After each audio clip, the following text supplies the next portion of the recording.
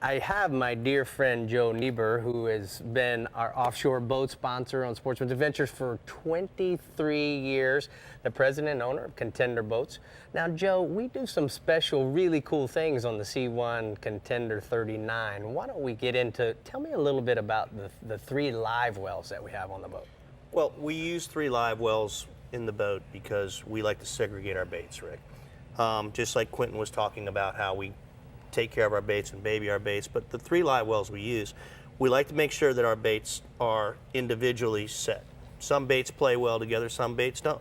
So we'll use the above deck wells for the more hardy baits, okay, the goggle eyes, the hardtails, and we use the big floor well, Rick, for the more sensitive baits. And that floor well is, it's a big well. Absolutely. So tell me about the pressurization in all 3 of the wells. Okay, well, what we do is we have a series of valves that will allow us to regulate the flow in and out of the tanks as well as the water level. So we can actually create positive pressure inside those tanks. And what that does is, with a little bit of positive pressure, you'll fill that well all the way to the top.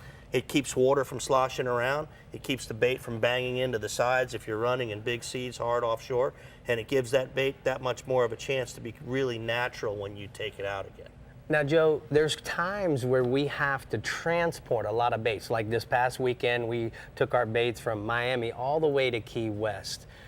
Tell us about the big giant floor well in the 39 Contender. Well, in the 39 Contender, you do have an option to do a 105-gallon floor well, and it's exclusive to that one boat. And that well itself is really 105 gallons. And what we use that for is to take our more sensitive baits longer distances. Now, if you'll talk to some people, they'll tell you about how much you can crowd a well. The rule of thumb is, 1 bait per gallon.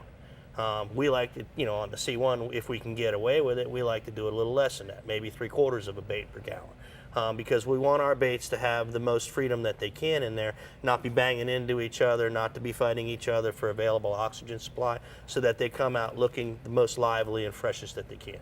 Well, guys, I want you to know this is some pretty serious business. We put together a team this year, and last year Amanda came on board.